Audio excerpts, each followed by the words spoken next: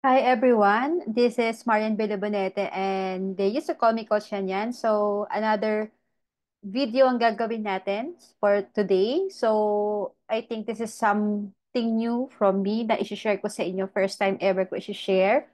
Ano yung pinagkakaabalahan ko ngayon?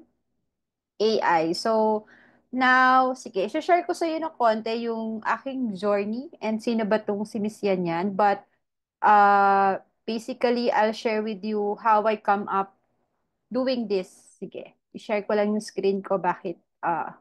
Okay, hold on. Okay. So sige, sa mga previous video ko, kung kilala nyo na ako, no, I have a community na magpo 4 years na this August. Freelance bookkeeper since 2021 March and agency owner since August 2021. But before that, ito yung dating problem ko na nag-start ako mag-freelance, ng freelancing. Actually, hindi freelancing eh. Naghahanap lang ako that time ng work from home. But upon checking sa Google that time, wala pang AI, ang pinaka high income skill daw that time is copywriting. Tapos wala dong bookkeeper, as in wala talaga dun sa mga skills. So sabi ko, paano kaya ako makakapasok sa larangan nito? So that time, ang gustong-gusto ko talagang gawin is copywriting or mag-blog, magsulat. Pero, aminin man natin, ako, I'll be honest, as an accountant, ang problem ko talaga, I have a poor written communication. I'm not good in grammar.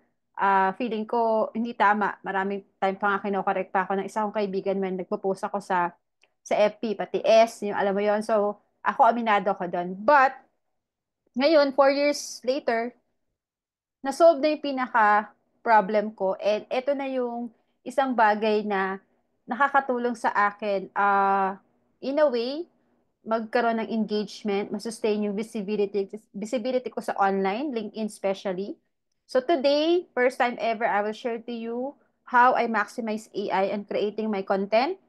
And tatlong AI itong platform na share ko sa inyo, paano ko siya na ma-maximize and how I do content right now. So, di ba last year or 2023 ako yung isang content creator sa LinkedIn, but ano yun, YouTube video ng Loom yun. But this time na-enjoy ko na talaga mag-content. Pero sa iba kasi nahihirapan silang mag-create ng content kasi feeling nila wala silang ma-share, di ba? Parang ano ba i-share ko?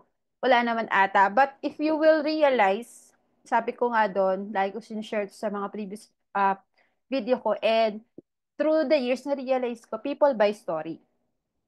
Lahat ng tao, unique yung story. So, I don't think may hirapan ka kasi kwento mo yon at ikaw lang may ganong kwento. At kapag kwento mo yon sa platform, special sa LinkedIn, ako naniniwala may makaka-resonate doon sa kwento mo and may inspire mo sila. Again, three things ang kailangang nasa LinkedIn: inspiring, entertaining, and educating. So, ito ngayon ang problem. Maraming, lalo na pag freelancer ka, pag newbie ka, syempre wala ka pang audience. Nahihirapan ka pang mag-reach out sa mga target client mo. So, this time, again, ituturo ko sa inyo yung mga platform na ginagamit ko ngayon to get more visibility in my goals. Kasi ang goal ko, collaboration, client getting, maparami yung members sa community. So, tatlo yung goal ko on using LinkedIn. Pero, ayun nga, isi-share ko sa inyo paano ko siya ginagawa ngayon. Okay? So, for today, so, syempre din natin alam kung paano mag-start. So, normally, dumating si ChatGPT, right? So, ngayon, ang gagawin natin, ang una ko, tinuro na to dati sa community. Actually, napaka-helpful. Free naman si ChatGPT, di ba? So, kailangan nyo lang talaga siyang i-maximize daily. Ako gamit ko siya daily life. So, hindi si AI para i-replace tayo, kundi mapadali yung ibang trabaho natin at mas mapabilis pa yung mga system or yung ibang process na nahihirapan tayo. So, okay. For example, I want to create 30 days content on LinkedIn, and targeting, for example, ako kasi niche ko ngayon e-commerce, business owner. Okay? Ayan. So, para ma-breakdown nyo muna yung gusto nyo mangyari. So, ayan. Binbreakdown niya week 3, week 3, week 4. Yan. So, ito yung first step na ginawa ko dun sa ginagawa ko ngayon. So, tinulungan ng ChatGPT, ayan. So, reviewin nyo lang. So, at least, hindi ka na mahihirapan mag-isip ng mga topic. And kukuha ka na lang ng isang AI platform na tutulong ulit sa'yo na makakreate ng newsletter or LinkedIn post. Okay? Clear ba yon? So, ayan. First thing. In my case, so dahil ang dami kong nasa isip, I'll be honest, I'll share with you ang ginawa ko, content pillars. So, when we say content pillars, yun yung bullet point na pinaka-main para ma-build ko yung personal brand ko. So, di ba, again, as nagpakilala naman ako kanina from the freelancer to agency, yun. So, yun yung mga gusto kong i-share sa LinkedIn. Freelancer to agency, yung mga experience ko sa sales marketing yan. Tulad nito, marketing in a way strategies ko, case studies, leadership and public speaking, which is leadership yung kapag nagtutok, tapos may nakakasalamuha tayo mga thought leaders sa community, sa LinkedIn. And then, of course, yung pinaka-niche natin is bookkeeping, accounting, empowerment. Kaya nga tayo nagkaroon ng community. Kasi ang gusto ko, lahat ng mga accountant, bookkeeper, CPE is ma-empower na meron tayong ibubuga sa global setup. Okay? So yan, so yun yung pinaka-sinusundan ko para at least hindi ako naubusan ng ideas. So sana may nakuha kayo dito. Tapos binibigyan ko na lang ng ano ba yung, yan, binigay din na ChatGPT to eh. So, sabi doon, clarity your goal. So, educate, inspire, and empower, di ba? Yan. So, paano magkaroon ng meaningful conversation with followers. And, of course, ang pinaka-goal is drive traffic to your LinkedIn profile. So, una, baka mainip kayo ng result para eventually, darating yung time na ang importante naman is ma-build nyo din yung habit, di ba? Yun naman like kung sinasabi, build habit and consistency on creating content. And you will realize na i-enjoy nyo na siya at nakaka-attract na kayo yung mga taong gusto nyong makatrabaho. Okay? Yan. So, isahin ulit natin yung susunod.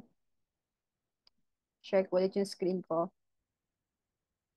So, okay. Saan na tayo? Okay. Wala na ako. Wait lang. Okay, hold on. So, next ituturo ko, di ba nakagawa na tayo ng content pillars? So, meron akong, ChatGPT is one of the platform, isa. And then, meron ako nakadiscover ngayon na isang platform na talaga namang gamit na gamit ko 2 weeks ago siguro. So, 2 weeks ago, I've seen this platform, eto, Cleave AI. So, what Cleave can do to my content? If you will notice sa LinkedIn, meron na akong newsletter. Okay, so dito sa LinkedIn, you can create a newsletter. So kahit bookkeeper kayo, freelance bookkeeper kayo, nagsisimula, you can create na your content. Diba? So doon tayo nahihirapan. Ano nga ba ipapakita ko? So ang ginagawa ko, it's a combination of my personal, professional, mga picture, random pictures from my ganap, mga lakad ko, sometimes coming from the AI. So pag combine natin yung personal and AI this time. So, ulitin ko. For example, sige. Ang gusto kong topic is, eto. Meron na kasi mga dito. So, turo ko lang mabilis si Cleve. So, ngayon, na-enjoy ko siya kasi si Cleve is nakalink siya sa LinkedIn.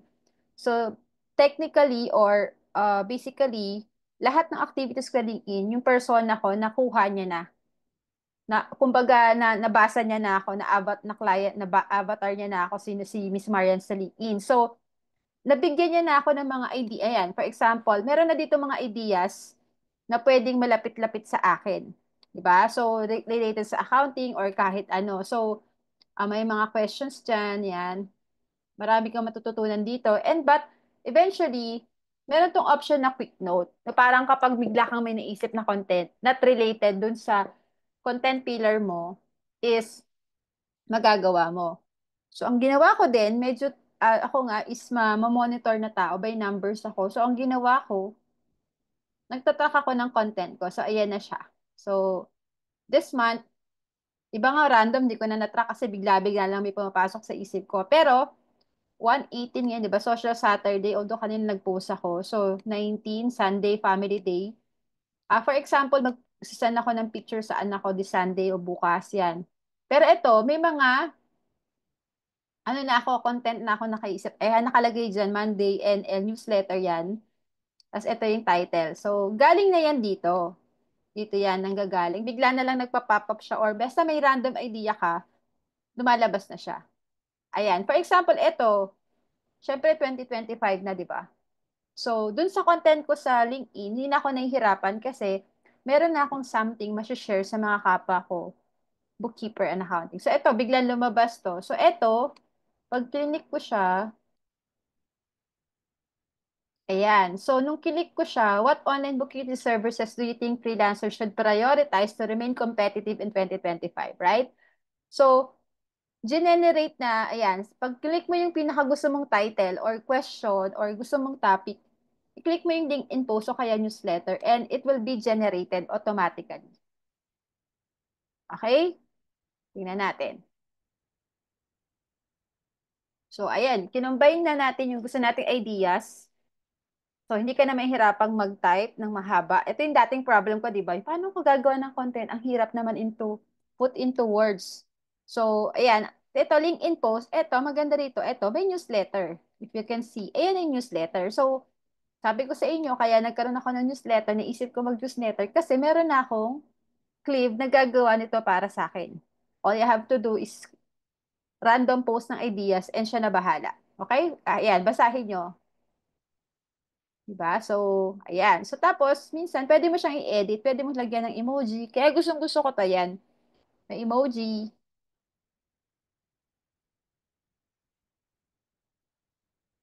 Yan. Hintay lang natin. Yan. O, nagkaroon na siya ng mga emoji. Kita nyo? Yan. So, diba? So, yan. That's the uh, good thing about this AI platform na specifically, ang goal kasi nung Clip is makapag-create ka ng story na hindi ka na mahihirapan based on your branding, persona, and topic na gusto mong i-share sa LinkedIn. So, sige, gagawa tayo. Pero, etong title na to, pangalawang AI to, di ba? This is my third AI na gagamitin. This is in collaboration with Joe. Ginawa namin to. So, if you're interested to have this kind of platform. So, example, gagawa ko ng image about dun sa topic na yon. Okay? Yeah. So, i-combine natin yung ChatGPT, Clive, and itong platform na to. So, ayan. So, tinype ko yung topic para gagawa niya ng image. Hold on.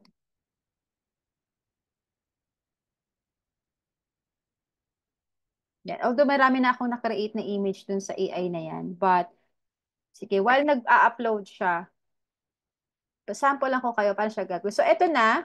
And then, all you have to do is copy, paste this idea, and then punta ka sa LinkedIn mo. Di ba, ulit tayo.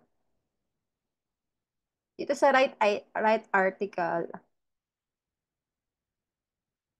Yon. So, meron ako ditong iba't iba na. So, yan, depende kung meron. Pero sa akin, freelance bookkeeper, yan. Yan yung gusto kong ginagawa. Copy-paste na lang. So, ayan. Yan.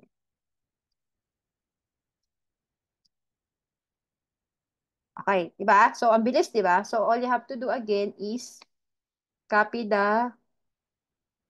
yung main topic. Diba? Para yung audience na makakaano sa'yo is makaka-relate. Wala pa naman ata akong topic nito. Kasi kaya ako tinatrack para titingnan ko kung na-topic ko na siya sa mga previous newsletter ko. Pero parang hindi pa naman. Kasi mawawala yun dun sa ano eh. Ito, yung topic sa letter D, parang wala pa naman ako na topic, di ba? Kasi recently lang ako nag-start last 2 weeks ago. So, ayan siya. So, wait, tignan natin yung AI generator. Pero kung wala pa, ayan. At least meron na tayong topic, nakita nyo? Yan. So, nakagawa na ako newsletter, di ba? So, Kung gusto na lang natin siguro ng images, let's see kung kaya niya gawin. And then, create. Yon, tinype ko lang. Yan, tingnan natin kung maka-capture niya. Sana ma-capture niya. Pero may iba pa naman kahit wala. May times na nagdadabag siya. Pero, meron na ako magandang image. Ito, kagaya nito. Ito, yan. Sa AI din galing yung AI na yan. Yung image na yan. So, anyway, sige nga, teka lang. Hanap tayo ng ibang image na hindi ko pa nagagamit coming doon. Kasi may mga na-generate na ako before. Hindi ka natin. May na-save na ako nun. Para lang makita nyo yung mga integration.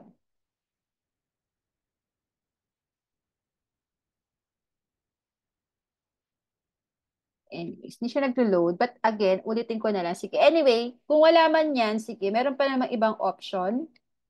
I think, yan. Meron ding Leonardo AI. Ako ginagamit ko rin. Pero for the sake of this presentation, skip natin yon kasi naglo-load lang. But anyway, yun yung mga ginagamit ko. Ito, plus Leonardo AI. Pwede rin namang yan. Try natin. Leonardo AI.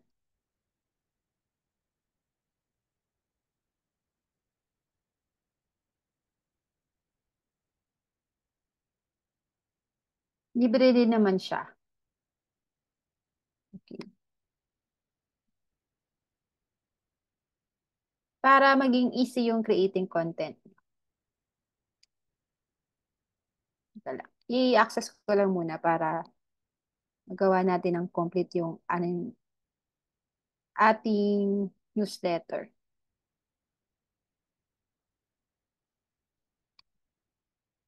Okay. Ililink ko lang yung account ko para ma-view natin siya. Mapag-create tayo ng image galing doon.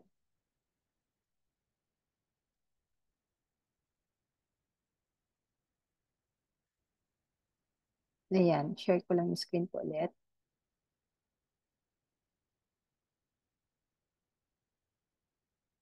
Yan, image yan si Leonard AI. Okay? Ayan. So, pag gusto ro nating image creation,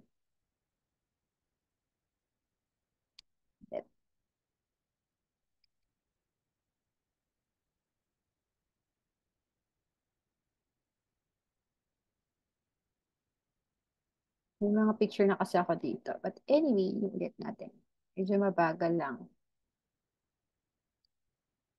Yan. So, dito, type lang natin yung gusto nating related dun sa topic.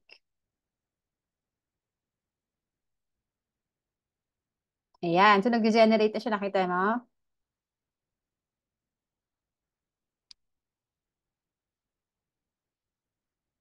Yan.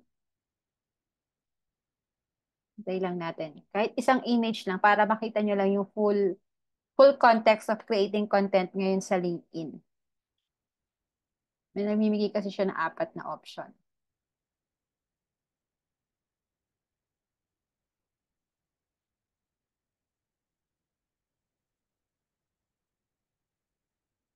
Yan. So, nakita nyo? Eh, no, actually, yan yung mga dati na pala. So, ano daw, ang topic natin. So, pili na lang tayo. So, dito tayo. Parang feeling ko mas okay itong pangatlo. Okay? Select image.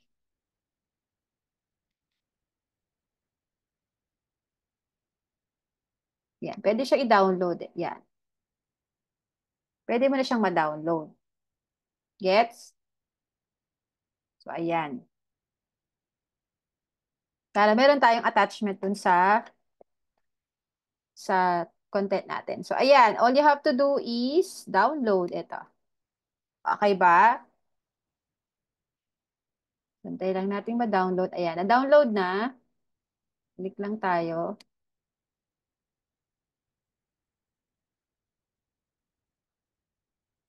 Sana lumabas siya dito. Yan. Ayan na ata. Lumabas na today. Yan.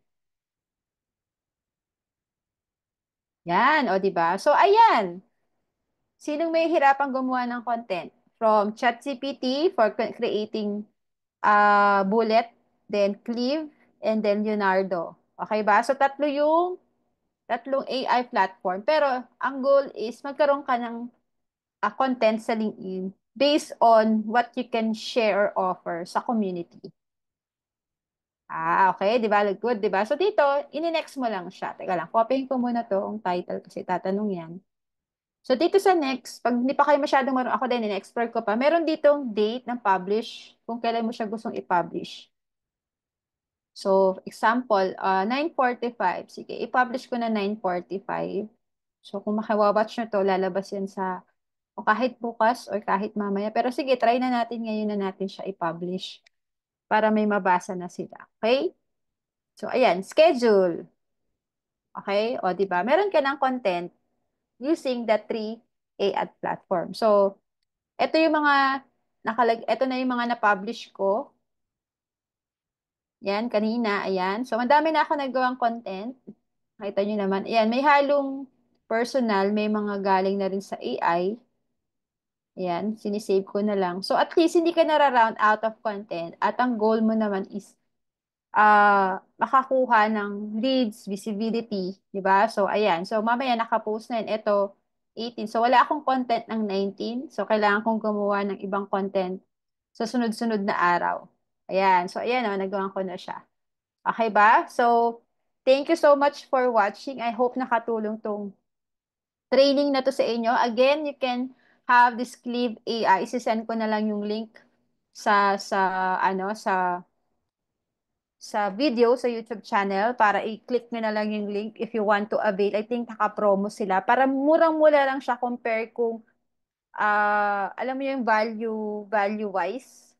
Ang dami mo na magagawa sa isang buwan and that's such affordable pricing. Makikita nyo doon napaka-valuable. I think 500 pesos lang ata. In a month, imagine, mama-maximize mo na yung buong content mo.